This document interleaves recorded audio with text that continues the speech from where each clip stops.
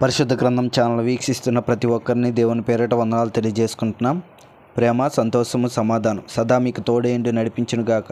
నిన్నటి దినాన కీర్తనల గ్రంథం 93వ అధ్యాయం చదువుకున్నాం. ఈరోజు కీర్తనల గ్రంథం 94వ అధ్యాయం చదువుకుందాం. యెహోవా ప్రతీకారము చేయు దేవా, ప్రతీకారము చేయు దేవా, ప్రకాశింపుము. భూలోక న్యాయాధిపతి లెమ్ము, గర్విష్ఠులకు ప్రతిఫలమిమ్ము. యెహోవా భక్తిహీనులు ఎంతవరకు ఉత్సహించుదురు?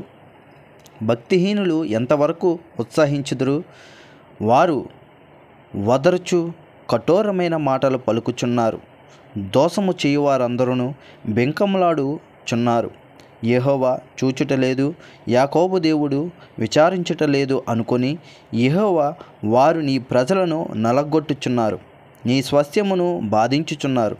విధవరాండ్రను పరదేశులను చంపుచున్నారు, తండ్రి లేని వారిని హతము చేయుచున్నారు. జనులలో పశుప్రాయులారా, దీనిని ఆలోచించుడి. బుద్ధిహీనులారా, మీరెప్పుడు బుద్ధిమంతులవుదురు? చెవులను కలుగజేసిన వాడు వినకుండునా? కంటిని నిర్మించిన వాడు కానకుండునా? అన్ని జనులను శిక్షించువాడు, మనుషులకు తెలివి నేర్పువాడు దండింపక మానునా? నరుల ఆలోచనలు వ్యర్థములని యెహోవాకు తెలిసి ఉన్నది.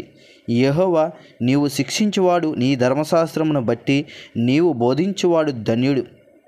భక్తిహీనులకు గుంట త్రవ్వబడు వరకు నీతిమంతుల కష్ట దినములు పోగొట్టి వారికి నెమ్మది కలగజేయుదువు. యెహోవా తన ప్రజలను ఎడబాయువాడు కాడు, తన స్వాస్థ్యమును విడనాడువాడు కాడు. నీతిని స్థాపించుటకై న్యాయపు తీర్పు జరుగును. యథార్థ హృదయులందరూ దానిని అనుసరించెదరు. దుష్టుల మీదకి నా పక్షమున ఎవడు లేచును? దోషము చెయ్యి వారికి విరోధముగా నా పక్షమున ఎవడు నిలుచును? యెహోవా నాకు సహాయము చేసి ఉండని ఎడల నా ప్రాణము శీఘ్రముగా మౌనమందు నివసించియుండును. నా కాలు జారినని నేను అనుకొనగా, యెహోవా నీ కృప నన్ను బలపరచుచున్నది. నా అంతరంగమందు విచారములు హెచ్చుగా, నీ గొప్ప ఆదరణ నా ప్రాణమునకు నెమ్మది కలుగజేయుచున్నది. కట్టడ వలన కీడు కల్పించు దుష్టుల పరిపాలనతో నీకు పొందు కలుగునా? దుష్టులు నీతిమంతుల ప్రాణము తీయుటకై వారి మీద పడుదురు.